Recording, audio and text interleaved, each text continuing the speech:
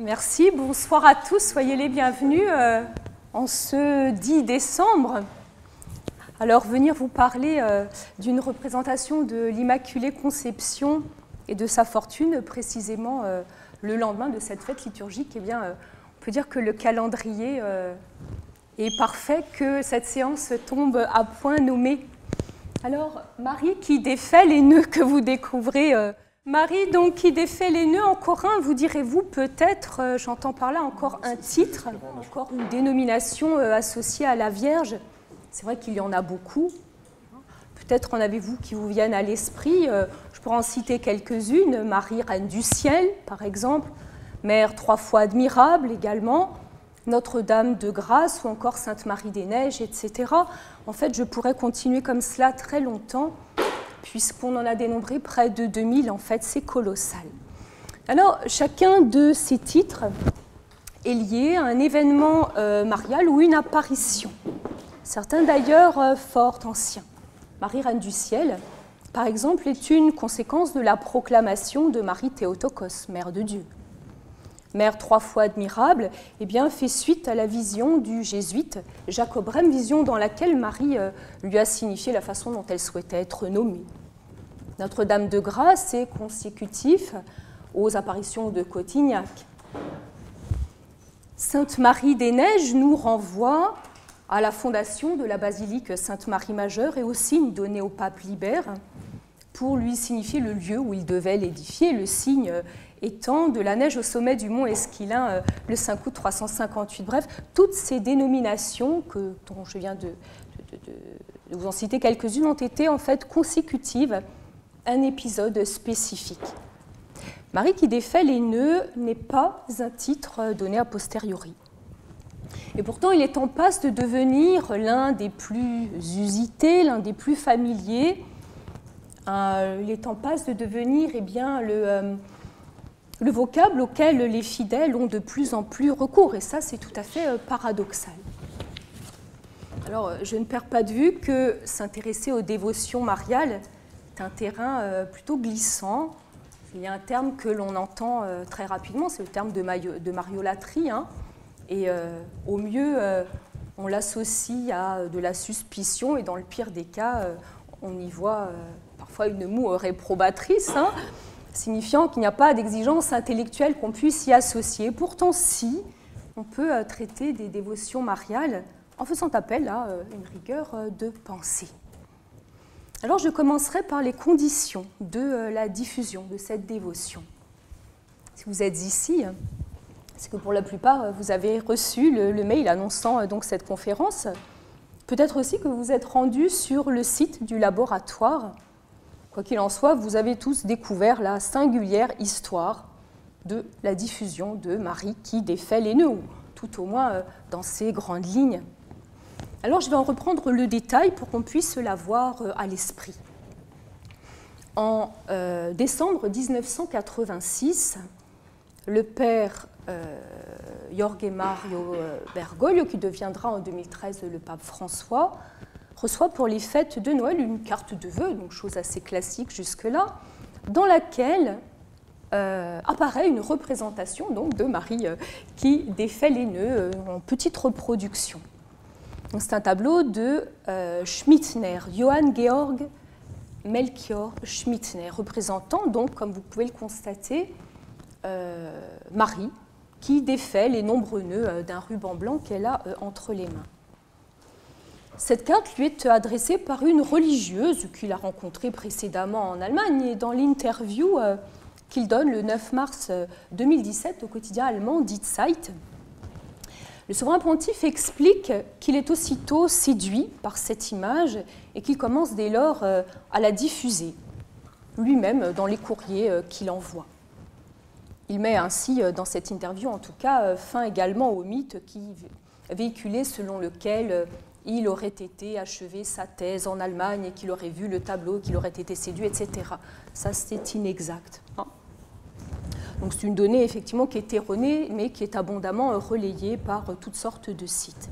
Toujours est-il que cette représentation se propage en Argentine, et puis à la sympathie suscitée, eh bien, assez rapidement se substitue un culte à la Vierge. Assez rapidement, une copie même de la peinture de Schnitzler est réalisée. Alors une première au rectorat de l'Université d'El Salvador de Buenos Aires, une université qui est privée et qui appartient à l'ordre des Jésuites. Une seconde reproduction est installée dans l'église de la paroisse San José del Talar en 1996, donc à Buenos Aires aussi. Une Casa Rosata, qui est le siège du gouvernement argentin. En 2000, sur la demande de l'aumônier Monseigneur Guillot. Une quatrième peinture, reproduction naturellement, est installée au rectorat de l'Université libre Maria Santissima Assunta à Rome cette fois-ci. Il se trouve que le recteur, en visite à son homologue de Buenos Aires, s'est enthousiasmé à la vue de la Madone. Alors la ferveur commence à toucher les prêtres aussi, et notamment celui de la paroisse San Juan Bautista qui est à Buenos Aires, le père Celeiro, qui écrit d'abord pour ses paroissiens une neuvaine, et puis en 1998, il propage lui aussi cette neuvaine pour le grand public. C'est une neuvaine par laquelle débute finalement la dévotion à Marie qui défait les nœuds. Alors en quelques années, c'est une véritable ferveur qui irradie toute l'Amérique du Sud et puis d'autres pays du monde. Alors le fait est que, quel que soit l'âge ou les conditions, la notion de nœud dans la vie peut parler à chacun de nous, puisqu'elle concerne effectivement tous les aspects de l'existence, que ce soit la famille, la santé, que ce soit le travail, que ce soit le logement, qu'il s'agisse de l'argent, qu'il s'agisse des dépendances multiples, des études, même de la foi. Lorsque le cardinal Bergoglio devient pape en 1913, en 2013, ce serait plus exact, la dévotion va prendre une ampleur nouvelle. Il est élu par le conclave le 13 mars 2013 et il téléphone à l'artiste peintre Anna Maria Berti de Betta en septembre de la même année. Donc, aussitôt pour lui passer commande d'une 5e reproduction, toujours de cette peinture de Schnitzler. 5e reproduction qui sera aussitôt exposée dans le grand salon de la maison Sainte-Marthe au Vatican, là précisément où le pape reçoit en audience les grands de ce monde, là précisément où le Saint-Père prononce ses allocutions devant le tableau de Marie qui défait les nœuds. Et cela a été abondamment relayé par la presse, puisque des photos ont paru sur lesquelles on distingue en arrière-plan la peinture en question. Alors cette nouvelle ampleur de la dévotion se caractérise par différents éléments supplémentaires, par le fait que la neuvaine est spécialement transformée. J'entends par là qu'elle est agrémentée d'un volet écrit par le pape François lui-même. Un autre élément est que des églises lui sont consacrées. La première a été au Brésil, à Abuzios, le 8 septembre 2001. Troisième élément, des sanctuaires voient le jour sur différents continents, alors en Amérique du Sud, en Amérique du Nord aussi, en Europe bien sûr, en Allemagne, Autriche, France, Irlande, Suisse, Pologne même, vous voyez l'extension formidable, en Asie également, notamment en Chine et aux Philippines. Encore un autre élément qui témoigne de cette diffusion, les pèlerinages se multiplient sur tous les continents. Certains sont annuels, d'autres sont même mensuels, le 8 de chaque mois par exemple, à l'église de San José del Talar à Buenos Aires, qui est le lieu précisément où on a installé la 2e reproduction de la peinture. Un pèlerinage donc là mensuel. Encore un autre élément qui témoigne de cette très large diffusion, propagation littéralement, qu'il y a de nombreux fascicules et de nombreux ouvrages qui sont édités, et cela dans de multiples langues. Alors le livret qui contient la neuvaine est disponible dans 13 langues et même en chinois depuis 2017, c'est dire. Bref, l'onde de, je ne vais pas dire l'onde de choc, mais l'onde de grâce se propage de façon pour le moins stupéfiante et interroge. Je vous ai donné quelques indices pour en prendre la mesure, alors en voici un autre.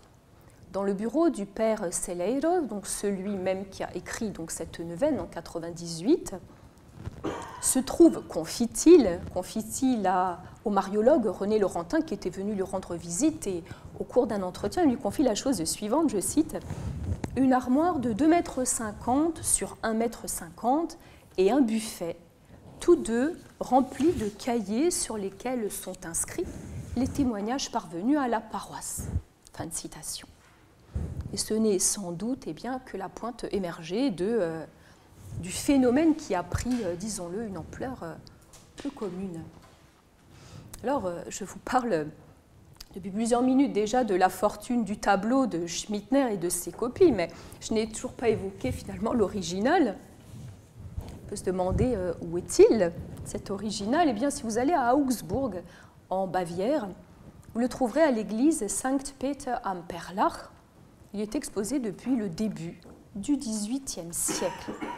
Alors, on retient communément la date de 1700 pour sa réalisation, mais il serait plus juste d'envisager une fourchette entre 1699 et 1701, une fourchette somme toute assez réduite. Puis, hormis une courte période dans les années 1920, où il a été déplacé au couvent des Carmélites des Chaussées de la même ville, eh bien, il n'a pas bougé. Alors, à ce stade, des questions émergent déjà. Pourquoi un tableau qui ne présentait pas a priori de caractéristiques remarquables, puisque c'est une Immaculée Conception parmi d'autres, un tableau peint 3 siècles plus tôt par un artiste au rayonnement finalement modeste, a-t-il eu cette destinée? On peut se le demander légitimement. Tableau relevant de surcroît d'une affaire privée. L'histoire raconte en effet qu'en 1612, Wolfgang Langenmantel, un notable d'Augsbourg, aux prises avec des difficultés conjugales, vient trouver un prêtre. L'histoire ajoute que ce prêtre, eh bien, après avoir pris le long ruban blanc qui avait été offert au mariage de son visiteur et se souvenant des écrits d'Irénée de Lyon, aurait prié Marie. Langenmantel se serait vu exaucer et son mariage aurait été sauvé. C'est pour la petite histoire. Des décennies plus tard, le petit-fils du couple Langenmantel, Hieronymus Ambrosius von Langenmantel, fait réaliser par Schmittner le tableau qui nous intéresse. En souvenir finalement de ses grands-parents, donc on pourrait dire que la peinture eh bien, se présente comme un simple ex-voto de l'époque. Sa fortune interroge donc d'autant plus. Alors certes, ces questions en aval de l'œuvre de Schmittner sont envisagées, et j'y viendrai, mais ses sources théologiques, son ancrage dogmatique et ses conditions de création me semblent des préalables, et même plus des points incontournables sur lesquels je m'arrêterai longuement. Un fait notable retient l'attention. Dans un discours de 2014 prononcé dans le grand salon justement de la maison Sainte-Marthe, sous le tableau qui nous intéresse, eh bien, le pape François établit clairement la relation entre Marie qui défait les nœuds et le texte d'Irénée de Lyon. Alors voici ce que le pape dit. Donc je cite, « Comment a été la foi de Marie ? Le premier élément de sa foi est celui-ci. La foi de Marie dénoue le nœud du péché. Qu'est-ce que cela signifie ? Les pères conciliaires ont repris une expression de saint Irénée qui dit « Le nœud noué par la désobéissance d'Ève a été dénoué par l'obéissance de Marie. Ce que la Vierge Ève avait lié par son incrédulité, la Vierge Marie l'a délié par sa foi. » Ça, c'est un extrait donc, du discours du pape. Alors, bien que la typologie Ève-Marie constitue indéniablement une clé de lecture, et je la développerai avec soin, il n'en demeure pas moins qu'une interrogation eh bien, de taille demeure. Ce rapprochement entre Marie qui défait les nœuds et le texte d'Irénée résulte-t-il d'une simple correspondance intellectuelle, le fruit d'une interprétation rationnelle a posteriori, ou bien l'ouvrage de l'évêque de Lyon a-t-il véritablement été une source d'inspiration pour le tableau ? Si tel est le cas, comment expliquer le passage du singulier textuel au pluriel iconographique ? Car le ruban qui passe entre les mains de Marie du tableau que vous avez pu entrevoir est couvert de nœuds. En outre, Schmittner, n'étant pas lui-même un exégète et n'œuvrant pas pour son propre compte, eh bien, on est en droit de s'interroger d'une part sur le commanditaire du tableau et ses intentions, et puis d'autre part sur le degré de respect de la tradition de Schnittner, et puis aussi sur son degré d'originalité, car sa représentation de Marie qui défait les nœuds est certes une immaculée conception, mais c'est quand même un apax iconographique. Il n'existe pas, en effet, d'autres représentations de la Vierge Marie défaisant les nœuds avant celle de Schnittner. Voici donc le programme qui nous attend. Alors je commencerai par la typologie Ève-Marie, qui est un point essentiel. Alors que nous disent les pères à ce sujet? Je cite, « Ève était vierge sans corruption. En concevant la parole du serpent, elle enfantait désobéissance et mort. Or la Vierge Marie conçut foi et joie lorsque l'ange Gabriel lui annonça la bonne nouvelle que l'Esprit du Seigneur viendrait sur elle et que la puissance du Très-Haut la couvrirait de son ombre, et qu'à cause de cela, l'être saint qui devait naître d'elle serait appelé Fils de Dieu. Et elle répondit qu'il m'arrive selon ta parole. » Voilà donc ce que Justin écrivait au IIe siècle dans son dialogue avec Tryphon, établissant explicitement une première correspondance entre Ève et Marie et instaurant par là même le début d'une nouvelle typologie.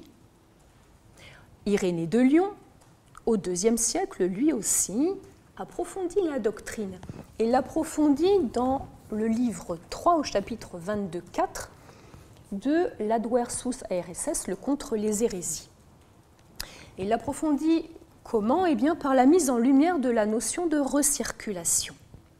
C'est lui qui voit en la Vierge celle qui, par son obéissance, défait le nœud qu'Ève avait noué par sa désobéissance. Je cite, indiquant ainsi le renversement qui se fait de Marie en Ève. Le principe étant le suivant, eh bien, qu'un nœud ne peut être défait qu'en repassant en sens inverse par la boucle qu'il avait nouée, la recirculation. Tertullien, quant à lui, reprend le développant le thème de la Vierge dispensatrice de mort devant être rachetée par une Vierge édificatrice de vie. Et de fait, si la première a fait sienne la parole de mort, la seconde a choisi la parole de vie. Ce parallèle antithétique que Tertullien exprime par la parataxe, je cite, « Ève crut au serpent, Marie crut à Gabriel », d'autres vont le reprendre.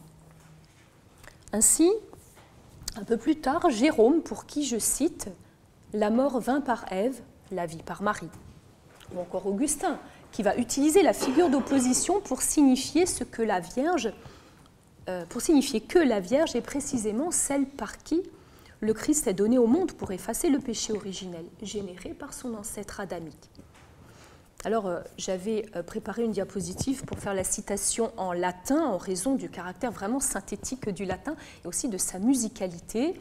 Alors, je vais vous le dire, hein, ça tient en quelques mots, et puis donner la traduction rapide. Auctrix peccati Eva, auctrix meriti Eva. Ève est la source du péché, Marie est la source du salut. Eva occidendo obfuit, Maria vivificando profuit. Ève nous a donné la mort, Marie nous a donné la vie. Et enfin, illa percussit ista sanavit. Celle-là nous a blessés, celle-ci nous a guéris.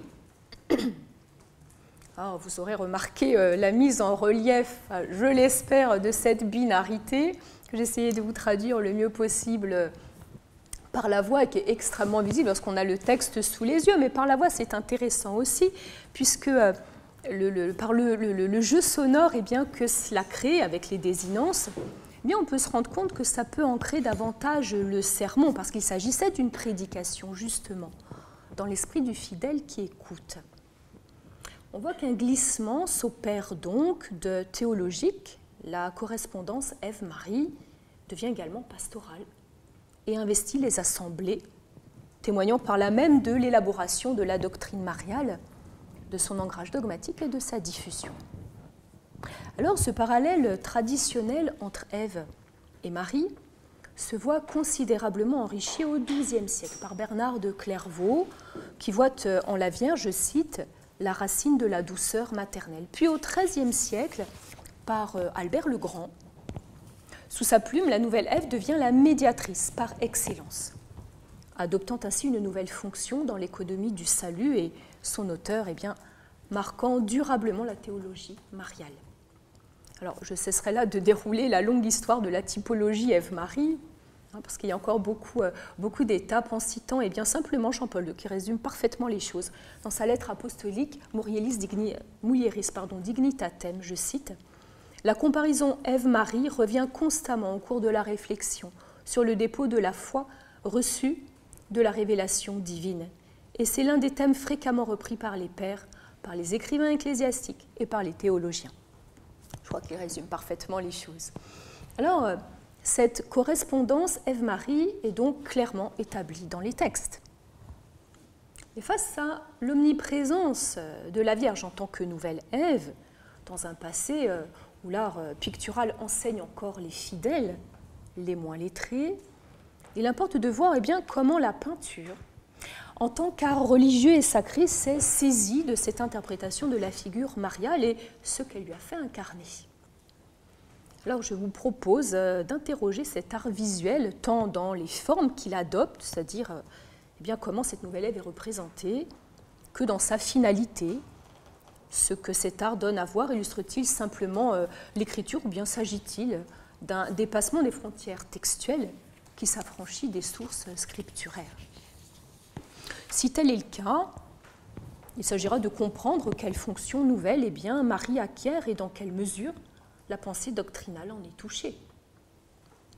Car l'art, souvenons-nous-en, étant toujours une recomposition dans cet entre-deux que constitue la zone de dialogue entre des modes d'expression différents, s'élabore souvent une vision nouvelle et parfois une interprétation audacieuse. Tout ça nous permettra en tout cas de comprendre comment on en est arrivé au tableau de Schmittner. Il n'est pas né ex nihilo, mais a été évidemment le fruit d'un long cheminement. Alors, qu'est-ce que l'on constate dans l'art ? Si les représentations de la nouvelle Ève abondent au Moyen-Âge, et en particulier à partir du XIIe siècle, qui a notamment popularisé le jeu de mots analogique Eva-Ave, et représenté la Vierge écrasant le serpent, au point que la seule présence d'un serpent alentour d'une image de Marie suffisait à évoquer cette croyance générale, les prémices d'une véritable transformation s'observent à partir du XIVe siècle. À ce stade, demeure malgré tout une étroite correspondance entre les textes théologiques et les images, ces dernières prenant simplement le relais sur les premiers. Ainsi, les représentations font-elles écho à Genèse 3,15, où lorsque Dieu s'adresse au serpent, nous lisons, je cite, « Je mettrai une hostilité entre toi et la femme, entre ton lignage et le sien, et il t'écrasera la tête et tu l'atteindras au talon. » À ceci près que dans certains manuscrits de la Vulgate, le pronom ipse est remplacé par ipsa, figurant dès lors non plus le Christ ou sa descendance, mais Marie. Alors la tradition va s'en emparer et le traduire largement dans l'iconographie, ancrant dans les esprits l'image d'une Vierge qui terrasse l'antique serpent. Bien qu'en l'espèce, ce ne soit pas l'image qui prenne l'initiative de transformer la vision rédemptrice, elle la relaie malgré tout et contribue à sa diffusion et à son ancrage. Alors parallèlement à cela, il y a les batailles entre les maculistes et les immaculistes. Elles font même rage. Comprenez ceux qui refusent ou ceux qui admettent ce principe de l'Immaculée Conception. Et les affrontements portent non seulement sur la forme mais aussi sur le fond. La fête nouvellement introduite de l'Immaculée Conception de Marie en dérange plus d'un. L'aspect doctrinal en indigne même d'autres. Et c'est précisément dans le cadre de cette controverse qui est extrêmement nourrie, au point de monopoliser tout de même l'Université de Paris pendant près d'une année, que les immaculistes des XIVe et XVe siècles se saisissent de la correspondance Ève-Marie, mais pour légitimer cette nouvelle conception de la Vierge. Selon eux, puisque Ève a été créée exempte de tout péché, comment n'en serait-il pas de même pour Marie ? Alors, ce rapprochement nouvelle Ève et Immaculée Conception apparaît dans un premier temps textuellement dans un traité anonyme et investit ensuite d'autres traités immaculistes, présentant Marie immaculée sous l'angle de la Rédemptrice, On le voit notamment chez Domenico de Carpane. Malgré tout, la peinture, elle ne traduira cette position dogmatique qu'au XVIe siècle, nous rappelant tout de même qu'il y a un décalage temporel conséquent entre la formulation de la doctrine et l'image. Ça s'explique sans doute par la controverse théologique à l'œuvre entre les immaculistes et leurs opposants, les deux parties étant représentées par des personnalités éminentes, mariales de surcroît. Et il serait en effet erroné de voir parmi les maculistes seulement des opposants à Marie, ou encore à la typologie Ève-Marie. Loin de là, le meilleur exemple finalement demeure Bernard de Clairvaux lui-même, qui est un maculiste et pourtant considéré comme le docteur marial par excellence. On voit bien que la doctrine, n'étant pas encore fermement établie, mais en voie d'élaboration, eh bien, on ne sait encore pas finalement quelle traduction lui donner dans les représentations et par conséquent dans les arts picturaux. Et puis, il importe de garder à l'esprit que les usages de l'époque dans l'art religieux eh bien, sont les suivants. Le clergé demeure le grand commanditaire et garde la main sur ce qui est produit artistiquement. On parlerait aujourd'hui de la maîtrise du droit à l'image, évidemment, toute proportion gardée, cela va de soi.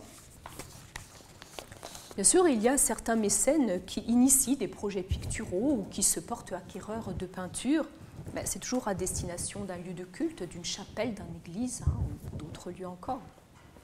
C'est donc, vous voyez, dans ce climat qui est tout à fait singulier, qu'apparaît au début du XVIe siècle un retable, celui de Guillaume de Marsillat, Dispute en présence d'Ève. Et c'est une œuvre qui constitue la première représentation picturale où l'opposition Ève-Marie est adoptée en Italie pour mettre en image le privilège immaculiste de la Vierge. D'autres peintres vont s'inscrire dans cette tendance. Je ne les citerai pas ici. Malgré tout, l'œuvre phare du siècle et qui va demeurer extrêmement longtemps un modèle pour le sujet, mais qui sera aussi une grande source de controverse, sera celle de Giorgio Vasari, Immaculée Conception de 1541. Alors, si sur vos ordinateurs, vous arrivez à trouver une représentation de cette peinture, c'est vraiment extrêmement important parce qu'il y a des éléments qu'il serait extrêmement souhaitable d'observer. Vous la trouverez dans un article qui a été écrit par Mariana Laura. Le titre de l'article, c'est « Ut Rosa Spinetti ». Elle cite un extrait d'une œuvre de Vasari, parce qu'il a écrit aussi une œuvre de l'ouvrage de Vasari qui s'intitule « Les vies des meilleurs peintres, sculpteurs et architectes ». Dans cette œuvre-là, Vasari s'y raconte et s'y analyse lui-même. Et voici ce qu'il dit. Je vous lis un petit extrait, c'est extrêmement important. Messer Bindo Altoviti arriva à Camadoli, il vit mes ouvrages qui, à ma grande chance, lui plurent. Et avant son départ, il me demanda de lui faire un tableau pour son église San Apostolo à Florence. À partir d'octobre 1540, je commençais le tableau de Messire Bindo, où j'avais illustré la conception de la Vierge, puisque tel était le nom de la chapelle. Ce sujet me paraissait très difficile. Après avoir, avec Messire Bindo, sollicité l'avis de plusieurs érudits de nos amis, je le conçus ainsi.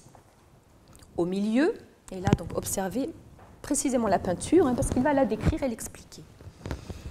Il écrit « Au milieu, je figurais l'arbre du péché originel, avec Adam et Ève, nus et attachés aux racines de cet arbre pour avoir transgressé les premiers le commandement de Dieu. J'attachais aux branches Abraham, Isaac, Jacob, Moïse, Aaron, Josué, David et tous les autres rois dans l'ordre chronologique. Tous, dis-je, les deux bras attachés, sauf Samuel et Saint Jean-Baptiste liés par un seul bras, pour avoir été sanctifiés dans le ventre de leur mère. Autour du tronc s'enroule le serpent ancestral qui a forme humaine dans sa partie supérieure. Il a les mains liées dans le dos et la Vierge glorieuse pose un pied sur sa tête et écrase ses cornes. Son deuxième pied repose sur une lune. Elle est revêtue de soleil et couronnée par 12 étoiles. Représentée dans la gloire, elle est soutenue dans les airs par une multitude d'angelots nus, éclairés par les rayons qui émanent d'elle. Ces mêmes rayons, passant à travers les feuilles de l'arbre, apportent la lumière aux enchaînés et semblent dénouer leurs liens avec la vertu et la grâce de celles dont ils sont issus.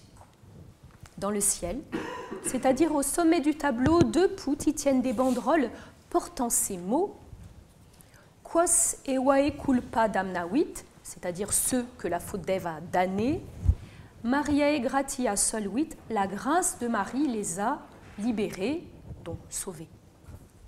Et il achève en disant « En somme, pour autant qu'ils m'en souviennent, je n'ai jamais fait auparavant d'ouvrage avec autant de réflexion, de passion et de difficulté. » Alors, hormis la correspondance Ève-Marie qui est patente, en raison à la fois du caractère explicite de la commande, mais aussi de la façon dont la Vierge est représentée, trônant dans le ciel et entourée d'anges qui la célèbrent, l'attention est apportée sur les agissements de Marie. Non seulement elle piétine et a neutralisé l'antique serpent, mais encore elle éclaire les ténèbres, les rayons célestes, commençant à percer la nuit des limbes. Alors comprenons ici, non pas le limbus infantium, mais le limbus patrum, c'est-à-dire le limbe des justes, c'est-à-dire celui des patriarches qui ignorent l'évangile du Christ et son Église, mais cherchent pourtant Dieu d'un cœur sincère et s'efforcent sous l'influence de sa grâce d'agir, de façon à accomplir sa volonté telle que leur conscience la leur dicte. Le but étant de parvenir au salut éternel. Il demeure malgré tout entaché par la faute originelle et par la même entravée. La Vierge devient de ce fait celle qui délivre les âmes et les fait accéder au ciel. Le tableau nous fait comprendre qu'elle s'apprête à délier chaque personnage. La multitude des liens représentant en réalité le même nœud noué par le péché originel et multiplié par le nombre des figures présentes. Pour ce dernier point, l'attention est apportée sur l'inscription de la banderole que je vous ai donc énoncée et qui vient soutenir le discours visuel de l'image. Non seulement le parallèle antithétique entre Ève et Marie est formulé, mais encore le verbe solvere est employé. Or, quand on ouvre notre gaffio, eh bien, on se souvient que délier, dénouer, détacher, mais délivrer demeurent les sens les plus courants. Marie apparaît donc ici comme la rédemptrice de l'humanité, endossant seule ce rôle, puisque ni le Christ, ni le Père, comme c'était habituellement le cas, par une présence dans les nuées, ne sont présents. Et ça n'arrive pas, si ce n'est dans ce tableau. En cela, l'œuvre de Vasari dépasse bien sûr les frontières textuelles et prend des distances avec les sources patristiques, puisque la typologie Ève-Marie s'adosse traditionnellement à la correspondance Adam-Christ. Qui plus est, l'économie du salut elle-même passe nécessairement par Jésus crucifié rédempteur, auprès de qui la Vierge, en tant que médiatrice, intercède.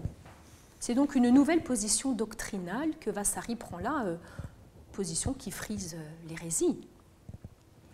Alors il convient de s'interroger sur les motivations qui ont pu être les siennes, ou à tout le moins les influences qui ont pu s'exercer et être présentes.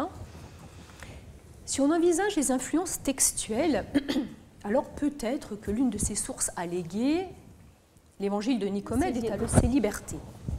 À ceci près, toutefois, que l'apocryphe en question mentionne que le Christ descend en enfer pour dénouer les liens des pécheurs et non pas la Vierge. Par conséquent, en supposant que le motif de la catabase libératrice de Vasari prenne sa source dans le texte en question, le choix d'une figure mariale puissante et omnipotente ne peut pas en découler. Si on envisage à présent les influences historiques, eh bien, rappelons que Vasari, catholique, vit en pleine période de la Réforme. Il est né en 1511, il est mort en 1574.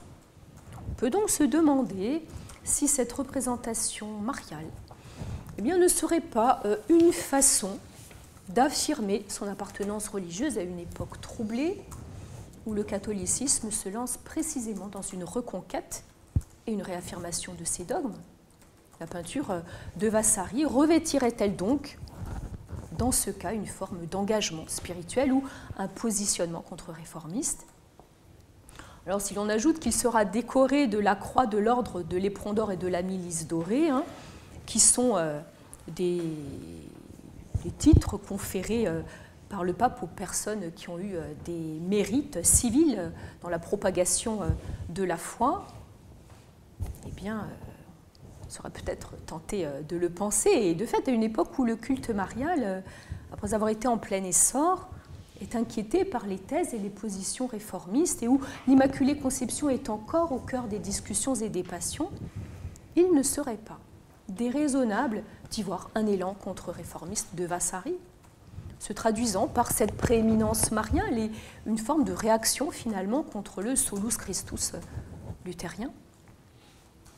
Il me semble aussi qu'il convient d'envisager des influences théologico-esthétiques, car en plus d'être représentée comme la seule rédemptrice, la Vierge est bien tota pulcra dans cette peinture, brillant même d'un éclat particulier, d'un éclat divin tout à fait singulier. Évidemment, ça nous fait penser au verset 4-7 du Cantique des Cantiques, tota pulcra es amica mea et macula non est in te. Tu es toute belle, ô mon ami, nulle tache en toi. Ce n'est pas en raison, puisque c'est ce verset même qui va être repris, qui va être même la devise des immaculistes, et dont se servira le XVIe siècle pour figurer le privilège de Marie. Les représentations de l'Immaculée Conception existent, mais pas comme ça, elles sont fort différentes. On est donc là avec ce tableau, cette représentation tout à fait particulière, dans les prémices finalement d'un nouveau type iconographique de l'Immaculée Conception qui commence à associer Ève, et non pas seulement Marie, mais Ève et Marie immaculée. Alors bien sûr, on pense à Apocalypse 12:1. Donc je redonne ce verset, un grand signe apparut dans le ciel, une femme ayant le soleil pour manteau, la lune sous ses pieds, et sur la tête une couronne de 12 étoiles. Verset qui sera traditionnellement repris pour la représentation des nombreuses immaculées conceptions célestes, mais celles à venir. Alors, c'est compréhensible, parce que, bien que ici, dans cette peinture de Vasari, bien que les 12 étoiles soient absentes, les autres éléments sont bien là. Marie est bien nimbée, enveloppée de soleil. Elle est déjà céleste, elle écrase la lune, elle est aussi entourée d'anges. Dans la seconde version de Vasari, 2 ans plus tard, qui sera presque identique, il va modifier l'inscription. L'inscription qui sera désormais celle-ci, quod eva tristis abstulit, ce que la malheureuse Ève nous a enlevé, tu redis almo germine, toi tu nous le rends grâce à, alors selon la traduction, grâce à ton fruit nourricier ou ton auguste enfant, c'est ça qu'il faut comprendre ici. On voit que le rôle de Marie Immaculée, nouvelle Ève, se transforme d'un tableau à l'autre en simplement 2 années, puisque la première peinture date de 1541, la seconde de 1543. Eh bien, de seule rédemptrice, elle passe à Mère de Dieu, Sauveur du monde. Alors on peut se demander si ça n'est pas un revirement de l'artiste. La question reste effectivement délicate à trancher en l'état actuel de mes recherches, et je ne voudrais pas risquer de surinterprétation, mais ce n'est pas à exclure. 5 minutes encore. Alors je vais faire un grand saut. Un grand saut. Un grand saut. Ah oui, même un très grand saut. Alors, il y avait encore bien des choses à dire, mais c'est vraiment de tout cet arrière-plan que Schmittner hérite, en fait. Alors, la question qu'on peut se poser, c'est Schmittner connaissait-il Vasari et ses œuvres? C'est tout à fait légitime, puisque les dates de Schmittner sont 1625-1705. Alors la réponse est très certainement oui. L'Immaculée Conception de 1541 du maître italien est une source probable de Schmittner, susceptible par conséquent eh bien, d'exprimer le recours au motif du nœud et de l'expliquer plutôt. Alors bien sûr, le premier est italien, le second est allemand, mais c'est un rapprochement qui finalement apparaît plus que raisonnable et pour au moins deux raisons. D'abord, Schmittner a passé une quinzaine d'années en Italie à parfaire son art comme la tradition le demandait à l'époque. Par conséquent, en étudiant les travaux des grands maîtres de la peinture italienne, il est inenvisageable que Vasari ne soit pas entré dans son champ d'études.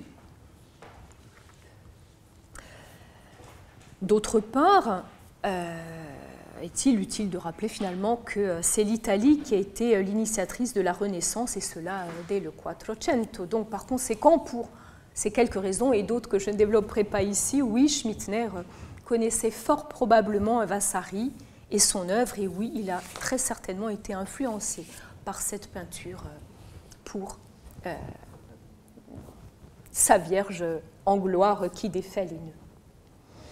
Alors, lorsque l'on s'intéresse à la façon dont Schmittner eh bien, a représenté Marie, oui, c'est une Immaculée Conception, très clairement. C'est une Immaculée Conception.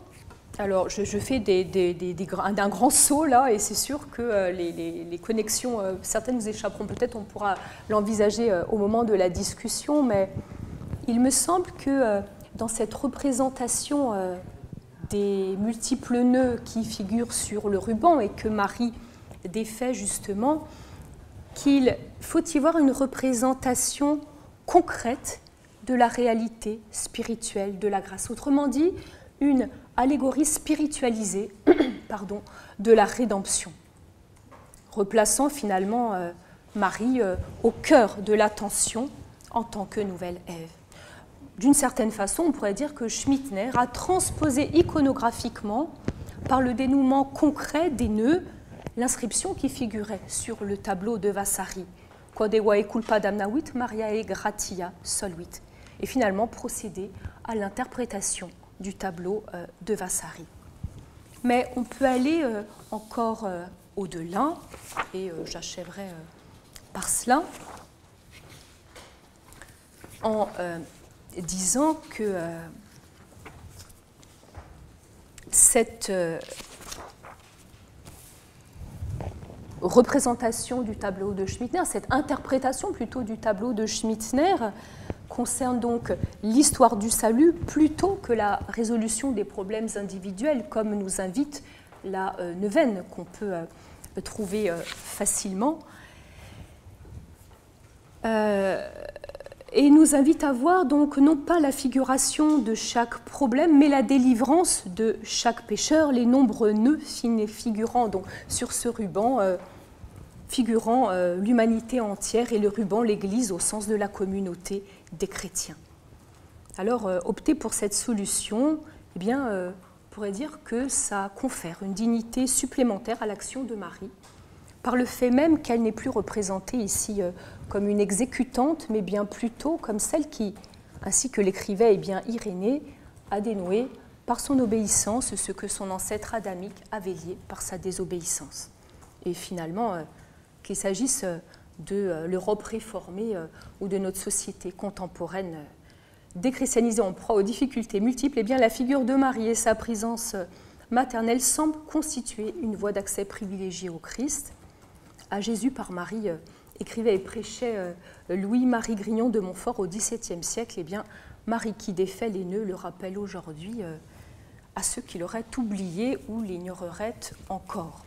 Je vous remercie de votre attention et de ces conditions un peu particulières. Parler de peinture sans visualiser effectivement les tableaux, c'est fâcheux, mais bon. Vous êtes débrouillé, oui. On peut effectivement, outre conférencière, au moins remercier Internet pour cela qui nous a rapidement donné accès aussi au tableau de Georg Schmittner qu'au tableau de Vasari. Bien, donc merci pour cette conférence. on voit comment parfois les éléments contingents viennent en quelque sorte raviver en fait des courants qui, eux, sont bien plus profonds. Comme ceux, effectivement, de la dévotion mariale. C'était effectivement très intéressant de remarquer, notamment un petit peu ces différents courants dont parfois nous-mêmes, dans la société française, nous sommes parfois peu informés, et de voir comment aussi se nouent de multiples rapports justement entre le texte et l'image. Alors, je vais tout laisser passer la parole aux auditeurs pour des questions.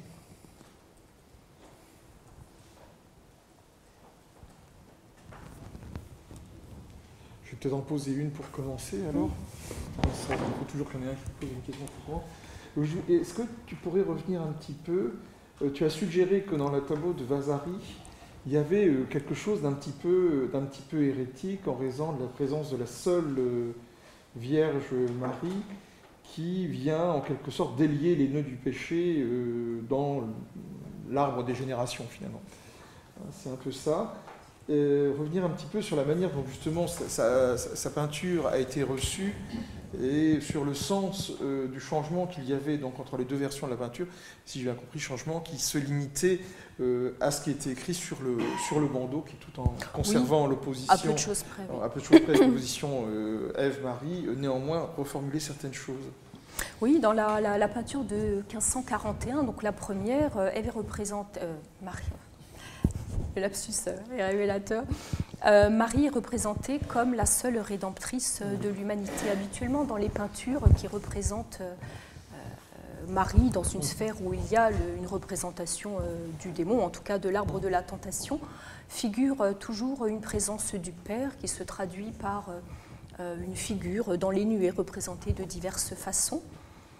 Voilà. Or, ou bien, à un moment donné, le Christ, d'une façon ou d'une autre. Or, ici, ni l'un ni l'autre n'y figure. Donc elle se présente véritablement comme la seule rédemptrice. Or,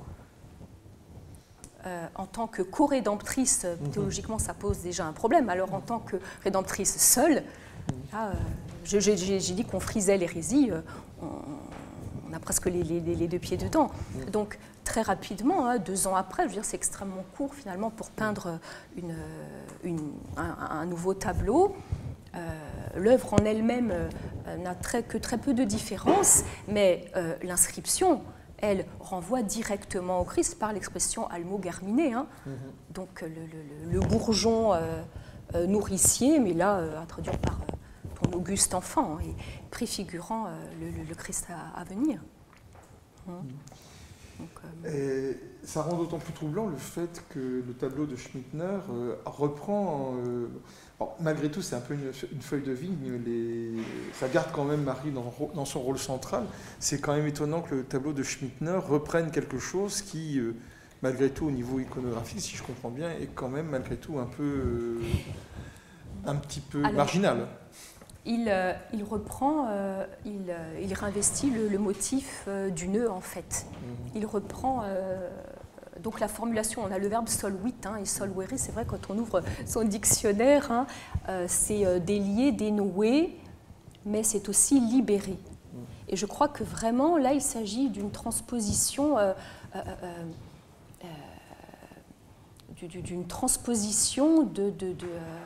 du sens, de dénouer, donc de libérer, parce que c'est le nœud du péché qui est dénoué, donc une libération. C'est pour ça que je parlais que c'était une question de salut et non pas simplement de résolution de problèmes individuels. Et c'est cela que lui va transposer finalement de façon plus concrète. Donc ça n'est pas du tout Marie qui n'est ni co-rédemptrice ni rédemptrice seule, puisque dans le tableau de Schmittner, alors si vous pouvez le retrouver, c'est vraiment l'Immaculée Conception telle qu'elle est représentée de façon extrêmement fréquente et elle figure, comme le dit le texte d'Apocalypse 12.1, elle crie, parce qu'elle est en train d'enfanter, là elle est enceinte Marie. Donc le Christ est présent bien sûr et puis il y a l'Esprit Saint au-dessus, donc elle n'est pas seule. Elle n'est absolument pas seule, donc il n'y a rien d'hérétique, au contraire. C'est absolument dogmatiquement très juste et c'est ce ruban qui à mon sens, qu'il faut interpréter vraiment comme l'histoire du salut qui est représentée ici, et qui est un apax iconographique, puisque c'est la seule représentation qu'on ait comme cela. Oui. Celle de Vasari, il y en a d'autres, avec le serpent comme ça, parce que c'est vrai que ça, c'est une représentation fréquente du Christ, qui écrase le serpent. Oui, bien sûr, oui. Marie, c'est vrai que c'est très... Toute seule, en tout cas. Oui, alors, il y a d'autres représentations qui sont assez nombreuses, enfin nombreuses. Disons qu'il y en a quelques-unes dans la peinture, où on voit une vierge avec un enfant qui conjointement écrase le serpent. Vous avez le tableau de Caravage, hein, la Madone au serpent, d'ailleurs, qui a fait couler pas mal d'encre pour d'autres raisons. Hein. Mais là, c'est un écrasement conjoint. Et puis, ça s'inscrit, et c'est vrai, je l'ai à peine effleuré, j'avais beaucoup à développer, j'ai été trop exigeante, hein, mais ça s'inscrit dans la contre-réforme. Et je n'ai pas pu le développer, mais Marie est... alors je n'aime pas employer le terme d'utiliser, mais en tout cas, disons que la contre-réforme catholique, forcément, passe par le biais, entre autres, de Marie pour réaffirmer donc, des positions dogmatiques extrêmement fortes, extrêmement solides. D'ailleurs, le Concile de Trente va réaffirmer hein, bien des éléments, et notamment cette... croyance en l'Immaculée Conception. Alors bien sûr, le dogme ne sera énoncé que par Pie IX en 1854, c'est vrai, mais la croyance en Marie Immaculée est très ancienne. Hein. On la trouve formulée chez les pères et les docteurs dès le IVe siècle, hein, chez Éphrem le Syrien, chez saint Ambroise aussi, enfin, oui. Oui, maintenant on peut se poser la question, mais c'est pas moi qui répondrai à cette question de l'opportunité de la proclamation du dogme, ce qui a posé pas mal de questions dans le dialogue interreligieux. Ce sur quoi je voulais revenir, par contre, c'est que vous avez dit plusieurs fois qu'effectivement, c'est une manière de souligner ou d'affirmer quelque chose de dogmatique. Ce que j'ai trouvé intéressant dans votre exposé, c'est de voir comment, au fond, souvent les artistes peuvent servir à expliciter quelque chose qui peut parfois rester davantage dans le non-dit, et donc de le rendre figuratif, ça rend les choses visibles et ça peut amener à l'émergence de quelque chose de nouveau. C'est peut-être dogmatique, mais c'est pas du tout biblique, par contre. Parce que là, pour le coup, la compréhension de Marie, enfin de la femme du chapitre 12 de l'Apocalypse, comme étant une figure individuelle et spécifiquement Marie, là, du point de vue de l'exégète, je ne suis qu'une pauvre vétérotestamentaire, donc je n'ai pas grand-chose à dire sur l'Apocalypse. Mais franchement, c'est vraiment tirer le texte très loin. C'est une interprétation qui en a été faite et dont les artistes se sont saisis et qui est extrêmement confortable sans doute. C'est une interprétation qui a été faite, mais c'est une interprétation qui tire le texte vers quelque chose qu'au départ, le texte ne dit probablement pas. Pas explicitement. Cette figure-là n'est pas d'abord une figure individuelle, c'est une figure collective, qui est une relecture d'Israël comme femme, qui est une figure qui est très très souvent utilisée par les prophètes dans l'Ancien Testament. Oui, des interprétations d'Apocalypse 12.1, il y en a un certain nombre. Il y en a énormément, mais le problème c'est que ce genre, c'est pas sur... c'est juste pour remettre un peu l'église au milieu du village, si je peux me permettre. Elle a été remise au milieu du village, mais... c'est vraiment tirer la couverture à soi dans un domaine qui est celui de la discussion dogmatique sur la figure de la Vierge, et ça a été tellement... Mais ça a été extrêmement prolifique, hein, parce que tous les grands peintres du XVIIe s'en sont saisis. Hein. Qui sont absolument hérétiques, comme vous l'avez souligné. Donc, moi, en tant que bibliste, je suis vraiment très mal à l'aise. Je parlais d'hérésie avec Vasari, hein, pas avec, pas avec ce que vous évoquez là. Hein. Oui. Donc, ne comprenez pas mal ce que je suis en train de dire. C'est juste pour remettre les choses un peu au point par rapport à des personnes qui sont dans la salle et qui peut-être ne sont pas au fait sur cette discussion autant que vous l'êtes vous, et certainement comme je ne le suis pas moi, puisque je le répète, je ne suis qu'une pauvre petite vétérinaire. En tout cas, ça a eu une... qui n'y connaît pas grand-chose à ce genre de choses. En tout cas, ça a eu une fortune iconographique saisissante. C'est une évidence. Saisissante. Mais la couverture a été peut-être un peu mal tirée, d'un point de vue dogmatique. Nicolas. Oui. Est-ce que vous pourriez nous dire quelque chose de la dévotion actuelle donc à ce tableau, à cette expression picturale? Moi, je connais cette église de Saint-Peter am Perlach à Augsbourg. Oui. J'ai rien remarqué, j'ai pas pris garde en réalité. J'ai pas vu des centaines de cierges autour. Oui. Je n'ai pas pris la mesure en fait de cette dévotion. Mais parce que Saint-Peter am Perlach finalement est devenu un peu plus médiatisé au cours de ces dernières années, mais en réalité tout est parti d'Amérique du Sud, puisque toute la propagation, l'onde de grâce, pour ne pas dire de choc, se propage à partir vraiment de l'Amérique du Sud, Buenos Aires étant le lieu par excellence. Et la dévotion va se répandre littéralement en Amérique du Sud avant tout. Et à ce moment-là, à Augsbourg, on a la représentation de Marie qui défait les nœuds. Bon, voilà, c'est un tableau parmi d'autres qui est inconnu pour la plupart des gens. Et c'est une fois que cette diffusion de la dévotion, une fois qu'elle se sera considérablement propagée et qu'elle aurait été médiatisée, puisque le pape, quand il prend la parole dans la ah, il est tombé. Quand il prend la parole dans le grand salon de la maison Sainte-Marthe, très souvent on voit la peinture derrière. Donc ça aura contribué considérablement à la diffusion de cette dévotion. Mais ça n'est pas à Augsbourg qu'on la rencontre le plus. Une question, si tu me permets, parce que vous nous avez montré que Marie est toujours liée à la politique, aussi de 30, 1854, le mouvement antimoderniste, très marqué par Pie IX. Et qu'en est-il du sens, de la signification politique aujourd'hui de cette...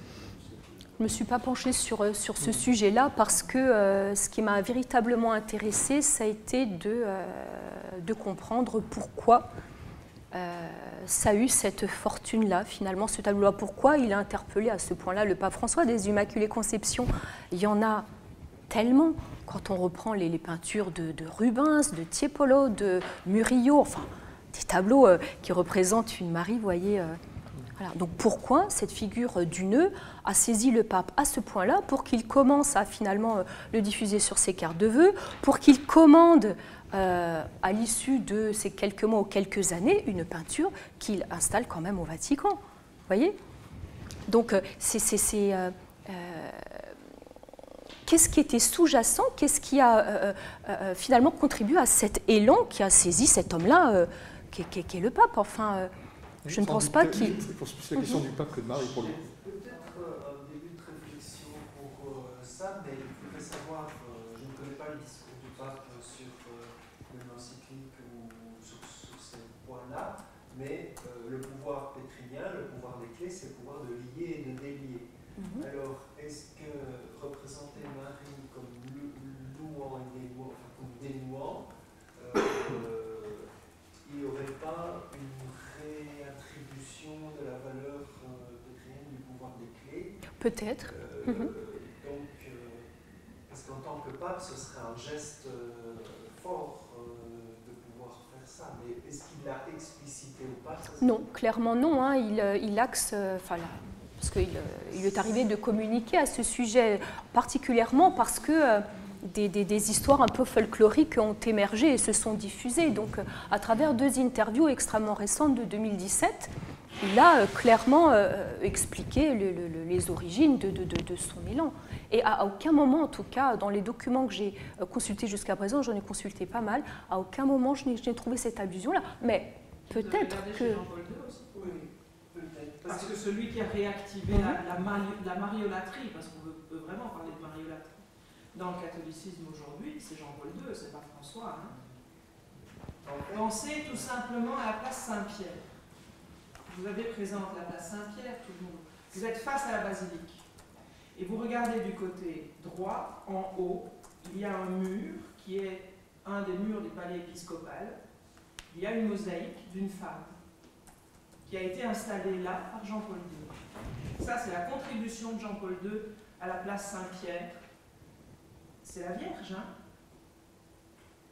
Et ça n'est pas... Enfin, ça vient quelque part. Et Jean-Paul II a réactivé ça très fort. Oui, sans doute, cela dit... Oui, tout à fait. Sans doute, mais... Et puis après, vous avez raison, enfin, sur la...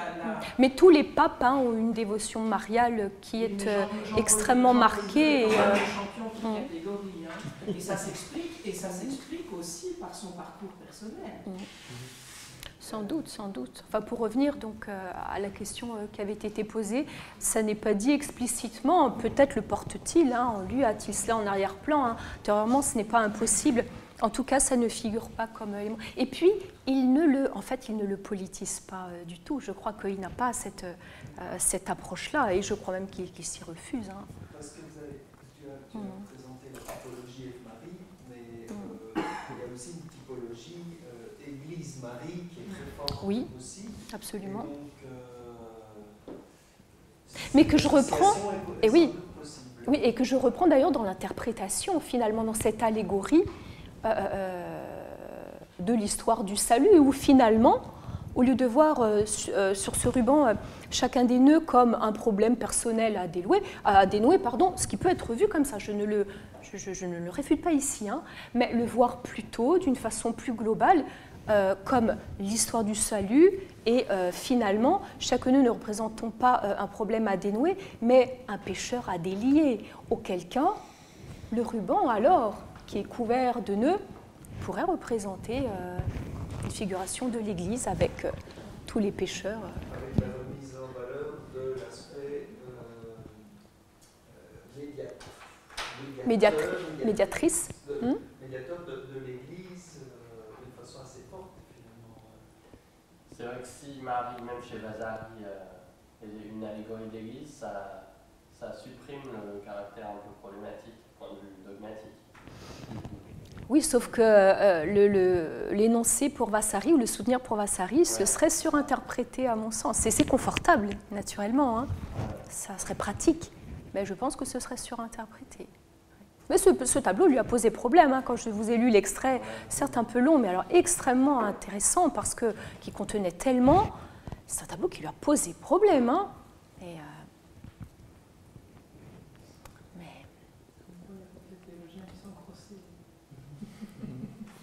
Est-ce que le contexte sud-américain a pu jouer un rôle dans sa spécificité, puisqu'il semblerait que ce soit surtout dans ce contexte-là. Alors, il y a le fait que Bergoglio est argentin, donc évidemment qu'il doit jouer un rôle, mais quand même, est-ce que c'est uniquement à cause de l'origine du pape? Est-ce que c'est parce qu'il y a quelque chose dans la spiritualité qui peut se développer en Amérique du Sud qui donne un écho particulier à cette figure de Marie? Est-ce que tu t'es penché sur cet aspect du problème? Disons que le caractère expansif peut-être des latins a pu contribuer à ce qui n'est pas un mal en soi, mais enfin c'est à observer. Pardon?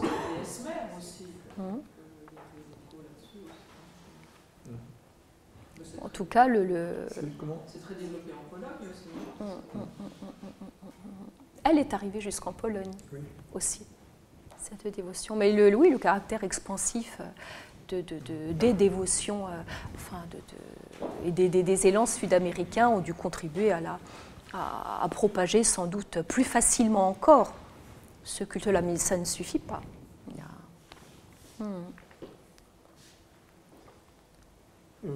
Quel est peut-être là on voit Marie donc déliée des nœuds et donc facteur de délivrance. Quel est le lien avec, me semble-t-il, cette tradition qui veut que le Christ au troisième jour va en enfer et délivre les damnés. Je crois qu'il y a une tradition comme ça. Je me trompe pas. C'est pas seulement une tradition. C'est le principe de l'arrêt. Oui. C'est scripturaire. Oui, excusez-moi, c'est vrai que mes lectures ne sont... Tu as en face de toi non, mais je vous crois. Position qui proteste, tu vois. Oui, très bien. Donc, moi, je ne l'ai pas trouvé dans... Je ne l'ai pas trouvé malheureusement. Je considère que sola scriptura est... D'accord. Quel est le lien, quel lien peut-il y avoir donc, justement entre ce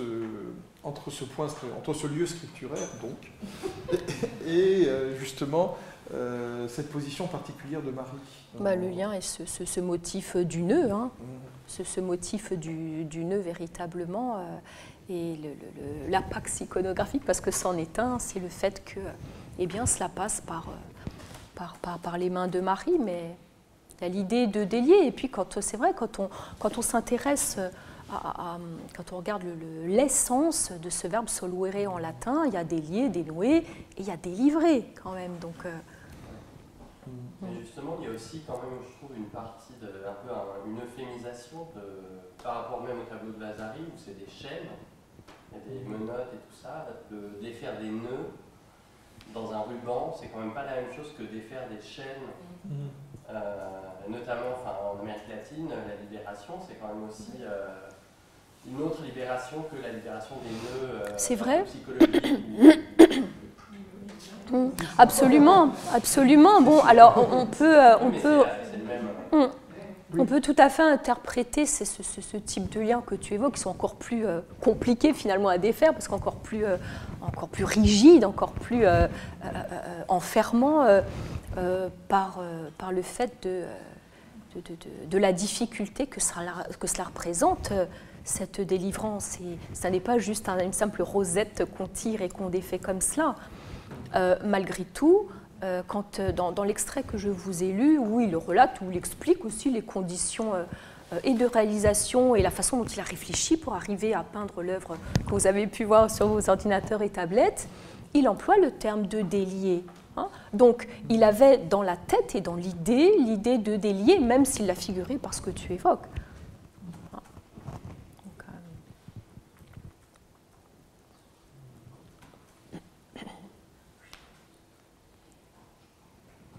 Y avait-il, dans tout ce que j'ai forcé, je t'ai contraint à sauter, peut-être d'autres éléments qui te semblaient particulièrement importants, puisque nous avons heureusement encore un petit peu de temps à évoquer, qui nous permettrait de mieux comprendre justement cet apax particulier.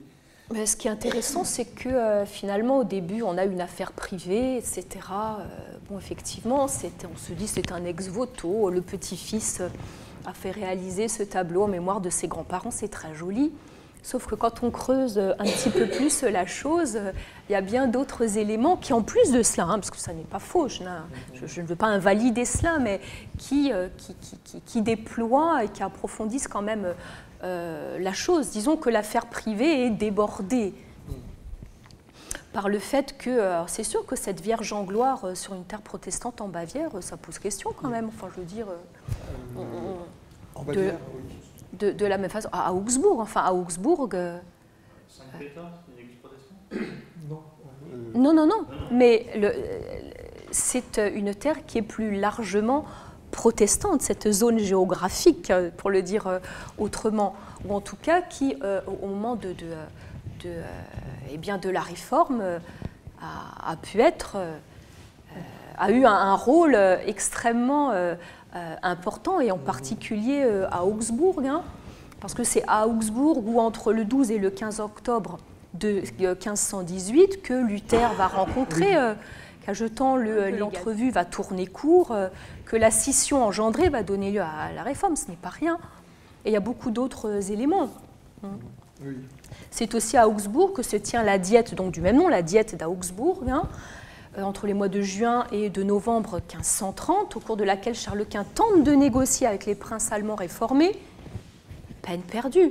Et c'est à cette occasion, enfin la suite de cela, que Luther va produire son texte fondateur du luthéranisme, qui va fixer la doctrine. Donc à Augsbourg, c'est... Confession d'Augsbourg. Je veux dire, c'est extrêmement signifiant. Hein, et puis... Oui. J'ai une petite question sur les discours qui accompagnent la diffusion de cette dévotion rendue. Tu évoquais la neuvaine. Comment est-ce qu'ils interprètent, quelle lecture est-ce qu'ils donnent? Est-ce qu'il y a, tu laissais sous-entendre que la lecture du nœud dans une perspective individuelle était dominante dans les textes qui pouvaient accompagner cette... Absolument. La neuvaine, en fait, se centre exclusivement sur l'intercession de Marie et le fait de remettre un problème, quel qu'il soit, d'une existence donc individuelle, puisque c'est le priant qui est en question, qui, pour faire face et résoudre aux problèmes qu'il rencontre, quel que soit le sujet, passe par l'intercession de la Vierge via cette neuvaine. Et donc, au cours de chacun des 9 jours donc, de la neuvaine, il y a donc différents textes qui sont, en plus du chapelet, à prier. Et puis, chacun de ces textes fait référence à un verset biblique voilà, qui finalement donne à voir un rayon extrêmement large de l'action mariale. Oui, Jacques. Non, en fait, je suis en train de revoir le tableau en détail là, sur... Lequel? Le tableau de Vasari. Et en fait, la Vierge, elle est enceinte. Oui, c'est ce que... Donc en fait, Dieu, il est quand même là. C'est pas totalement hérétique. J'ai dit qu'il frisait l'hérésie, hein, donc j'ai nuancé mes propos, hein, mais habituellement, pour les tableaux de cette époque, il y a une présence divine, et notamment du Père dans les nuées qui est présente. Et là, il n'y a pas le Saint-Esprit, il n'y a pas la présence du Père qui est représentée d'une façon X ou Y dans les nuées. Alors, donc, Schmittner, il y a effectivement le Saint-Esprit, on voit la colombe au-dessus. Bien sûr. Et puis, puisqu'on relit le tableau de Schmittner à Apocalypse 12.1, on sait que la Vierge, dans Apocalypse 12.1, est enceinte. Ça, le premier texte, la première médiation de la neuvaine, Sainte Mère, bien-aimée, Maîtresse Sainte Marie, toi qui défais les nœuds et qui étouffe les enfants, étends tes mains miséricordieuses vers toi, je te remets aujourd'hui ce nœud, et à ce moment-là, et toutes les conséquences négatives qu'il entraîne dans ma vie, je te donne ce nœud qui me tourmente, me rend malheureux. Les enfants est quand même un peu étonnant. Hein, oui, mais c'est bien le texte, je crois que c'est le texte de la neuvaine, je ne me suis pas trompé. Oh oui, c'est possible. Ouais. Il y en a plusieurs, en fait. Il y en a plusieurs. Après, c'est celui du premier jour. Il y en a un comme ça pour chaque journée. Ah ouais. Il y en a un comme ça pour... La neuvaine se fondant sur un chapelet quotidien en plus de ces textes-là. Bien. Alors, y a-t-il d'autres questions? Non. Alors, dans ce cas-là, je vous donne rendez-vous. Alors, d'abord, je vous prie de remercier d'abord notre conférencière, déjà. Ensuite...